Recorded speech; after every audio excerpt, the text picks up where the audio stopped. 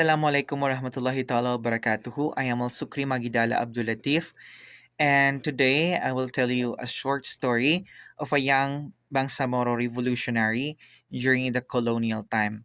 This short story is fictional, written by me, a dedication and a story dedicated to the Bangsamoro people, especially the Bangsamoro revolutionaries throughout the decades and centuries.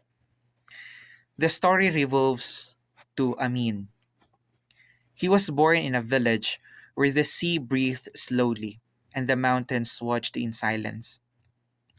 The elders said the land was old, older than names, older than flags. His mother called him Amin, meaning faithful. His father sharpened his first blade not for battle, but for memory. Remember this, his father said, placing the steel in his hands. A weapon is not for anger, it is for what you refuse to lose. As a boy, Amin learned to read the Quran by oil lamp, each verse settling into him like a quiet oath. He learned history not from books, but from scars, burned homes, emptied villages, and stories spoken only after sunset. The Spaniards had come long before he was born, but their shadow still lay heavy on the coast. They say they bring God. I once asked an elder, watching ships on the horizon. If so, why do they bring cannons? The old man smiled sadly. Because they do not come to share faith, they come to replace us. When Amin became a man, the cross and the sword came closer. Spanish soldiers marched inland, demanding submission, baptism, and tribute. They spoke of peace in a language backed by fire. Villages that resisted were punished. Those that complied were slowly erased. One afternoon, a Spanish officer summoned the datus of nearby settlements. Amin went with his uncle, standing quietly at the edge of the gathering. The officer spoke smoothly. Submit to the crown, the man said, and you will be protected. Refuse, and you will be treated as enemies of civilization. A murmur passed through the Moros. Amin stepped forward before his uncle could stop him. Protection from whom? He asked calmly. From you? The officer laughed. You are young. You do not understand history. Amin met his eyes. History is not what you write, it is what we survive. That night, the village decided there would be no submission. War did not arrive suddenly, it crept in. First as patrols, then raids, then full battles that swallowed days whole. Amin fought alongside men who had already buried sons. He fought knowing he might never grow old. Each clash taught him something painful. Courage did not stop bullets. Faith did not make the body invisible. After one battle, Amin sat beside a wounded companion, blood soaking into the sand. Was it worth it? The man whispered, voice breaking. All this death? Amin held his hand tightly. If we do not stand, he replied softly, our children will ask why we taught them prayers but not dignity. The fighting hardened him, but it never emptied him. He refused to become cruel.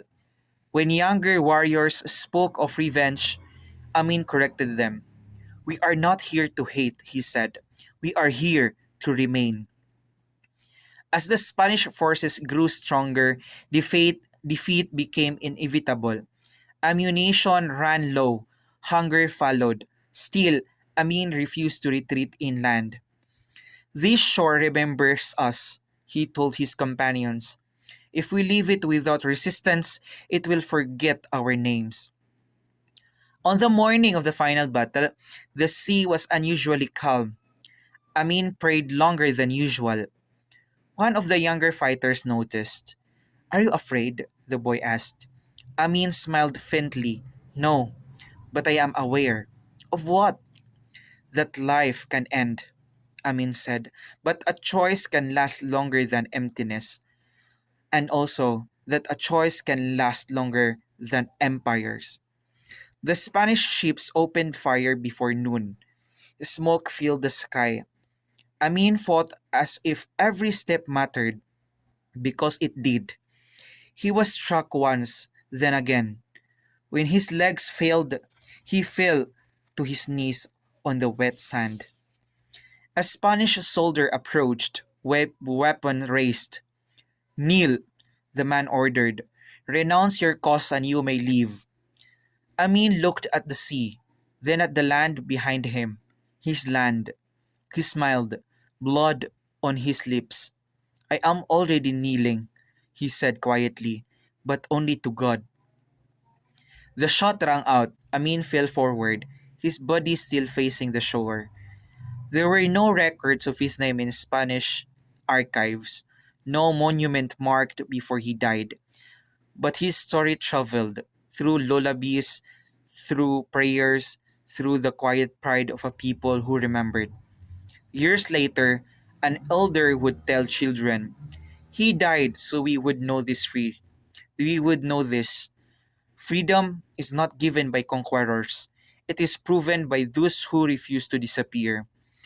And the shore, washed clean by waves again and again, never forgot the man who chose it over surrender. The story revolves to Amin, but it's not only about Amin. It's also about the Bangsamoro people, us Moros, who never refuse, who never disappear, who never surrendered, and fought for his land and his people. Thank you very much.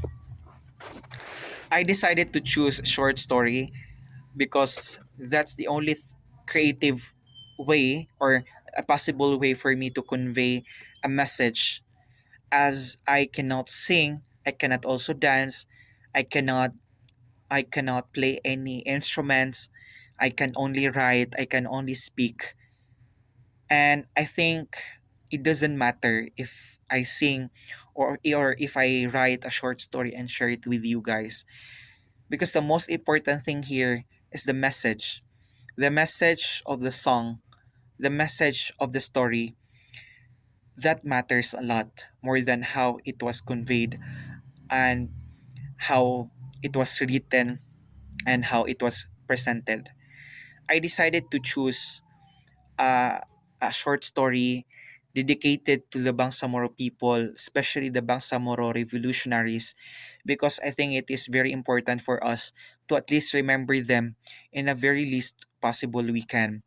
For instance, this activity have given me the chance to share a story of them, at least fictional, so that we can still remember their sacrifices and the things they have done to us. And that thing they have done have been constantly and consistently being um, being this utilized by the new generations or the current generation of the Bangsamoro people. Thank you very much.